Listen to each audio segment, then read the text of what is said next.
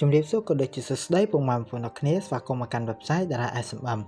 នៅក្នុងវីដេអូនេះខ្ញុំនឹងមកធ្វើការបង្ហាញបងប្អូនអរគ្នាអំពីរបៀបទិញ follower ទៅលើ TikTok ការទិញ follower ទៅលើ TikTok គឺគ្មានអីពិបាកទេអ្នកទាំងគ្នាងាយគឺគ្រាន់តែតម្រូវអ្នកទាំងគ្នា copy link profile TikTok ហ្នឹងហើយយកទៅផាសជាមួយនឹង website របស់យើងគឺរួចជាការស្រេចអ្នកទាំងគ្នាឥឡូវនេះយើងនឹងចាប់ផ្ដើមធ្វើការ boost ទាំងអស់គ្នាដែលជាដំបូងខ្ញុំសូមធ្វើការចូលទៅ copy link profile របស់ TikTok តែម្ដងយើងចុចកន្លែងប៊ូតុង share ខាងលើនឹងមកហើយយើងរកពាក្យថា copy link នេះខ្ញុំបានធ្វើការ copy link រួចរាល់ហើយឥឡូវនេះខ្ញុំសូមធ្វើការចូលទៅកាន់ website របស់យើងគឺជា website Dara SMM គឺជា website Dara SMM ហើយសម្រាប់ការចូលទៅកាន់ website Dara SMM ជាដំបូងគឺតម្រូវបងប្អូនទាំងគ្នាមាន web browser ណាមួយក៏បានដែរនៅលើទូរស័ព្ទដៃរបស់បងប្អូនទាំងគ្នាដែលអាចធ្វើការ open search ចូលទៅកាន់ website Dara SMM បានឥឡូវនេះខ្ញុំសូមធ្វើការចូលទៅតាម web browser Chromeហើយបន្តមកទៀតយើង search website របស់យើងមកគឺជា website Dara SMM ដែលអ្នកទាំងគ្នាគ្រាន់តែ search ថា darasmm.com មកអ្នកទាំងគ្នាអូខេអ្នកគ្នាហើយនេះគឺជា website Dara SMM. អូខេអ្នកគ្នាហើយនេះគឺជា website Dara SMM ដែលនៅខាងលើគេហ្នឹងឥឡូវនេះខ្ញុំសូមធ្វើការចូលទៅលើវាតែម្ដងអូខេអ្នកគ្នាពេលនេះគឺខ្ញុំបានចូលមកកាន់ website Dara SMM រួចរាល់ហើយនៅពេលដែលខ្ញុំបានធ្វើការ login រួចរាល់ក៏ដូចជាដាក់លុយចូលរួចរាល់វានឹងចេញតម្រងបែបនេះ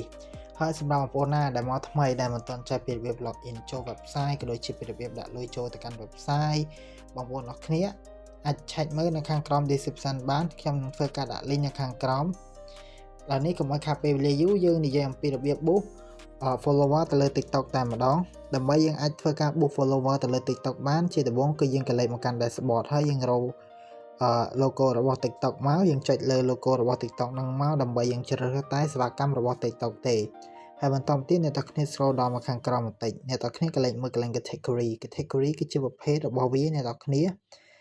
តែអ្នកទាំងគ្នាអាចរកមើលបានប្រភេទមួយណាដែលអ្នកទាំងអស់គ្នាឥឡូវមានតម្រូវការគឺបងប្អូនទាំងគ្នាអាចធ្វើការជ្រើសរើសបានប៉ុន្តែនៅក្នុងវីដេអូនេះគឺខ្ញុំមកបង្ហាញបងប្អូនអរគ្នាអំពីរបៀបទិញ follower អញ្ចឹងយើងរកពាក្យថា TikTok follower មកហើយនៅក្នុង website Dara SMM របស់យើងការទិញ follower គឺវាមាន2ជម្រើសបងប្អូនទាំងអស់គ្នាជ្រើសរើសទី1គឺការទិញ follower chip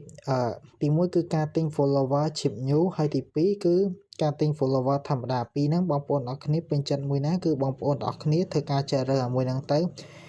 ខាងលើហ្នឹងគឺជាតម្លៃដែលវាធូរថ្លៃជាងខាងក្រោមអញ្ចឹងបងប្អូនអរគ្នាឥឡូវខ្ញុំសូមធ្វើការជ្រើសរើសខាងលើតែម្ដងហើយបន្តមកទៀតកន្លែង CV គឺជាសេវាកម្មរបស់វាដែលយើងចុចចូលលើហ្នឹងទៅដែលបងប្អូនអរគ្នានឹងឃើញមានច្រើន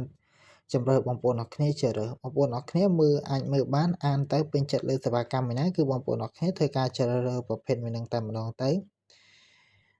ហើយនៅក្នុងថ្ងៃនេះខ្ញុំសូមធ្វើការជ្រើសរើសសេវាកម្មខាងក្រោមគេដែលគេនិយាយថា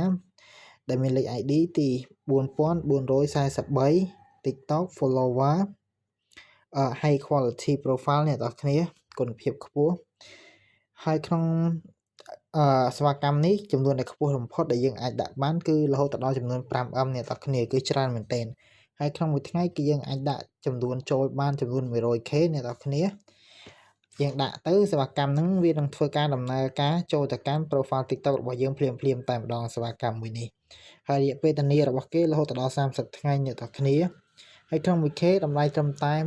$1.7 កាក់ទេអ្នកនរគ្នា$1.7 សេនទេអ្នកនរគ្នាតម្លៃគឺធូរថ្លៃមែនទែនឥឡូវខ្ញុំសូមធ្វើការចុចលើសេវាកម្មហ្នឹងតែម្ដងហើយបន្តមកទៀតអ្នកនរគ្នាកន្លែង link ហ្នឹងដោយសារតែខ្ញុំបានធ្វើការ copy link ខាងដើមវីដេអូទៅហើយអញ្ចឹងកន្លែងត្រង់ចំណុចនេះខ្ញុំសូមធ្វើការផាសចូលតែម្ដងហើយបន្តមកទៀតកន្លែង quantity ហ្នឹងគេនិយាយថាពីមីលីម៉ូមពីចំនួន10រហូតដល់5លានចុះហ្នឹងបងប្អូនអរគ្នាមានតម្រូវការប៉ុណ្ណាគឺបងប្អូនដាក់ចូលប៉ុណ្ណឹងទៅបងប្អូនអរគ្នាប៉ុន្តែនៅក្នុងវីដេអូនេះខ្ញុំសូមធ្វើការដាក់ចំនួនតែ200ទេបងប្អូនអរគ្នាអូខេ200គឺយើងអស់លុយត្រឹមតែ 0.35 សេនទេអ្នកនរគ្នាតម្លៃគឺធូរថ្លៃមែនទែនតើខ្ញុំបានធ្វើការបំពេញខាងលើរួចរាល់ហើយឥឡូវនេះខ្ញុំសូមចុចកន្លែងប៊ូតុង plus order តែម្ដងដើម្បីយើងធ្វើការបញ្ជាទិញ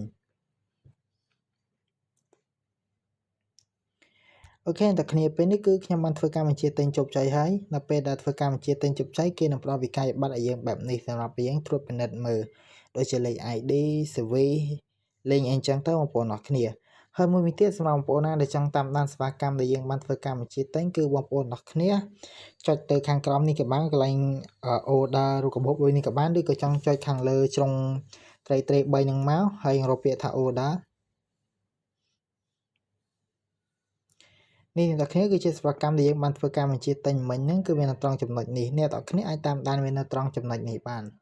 អូខេអ្នកគ្នាពេលនេះវីដេអូរបស់ខ្ញុំក៏ដល់ទីបញ្ចប់ហើយបើសិនជាមានចម្ងល់តាដែលមិនទាន់ច្បាស់អ្នកទាំងគ្នាក៏អាចមើលវីដេអូនេះសារឡើងវិញបាន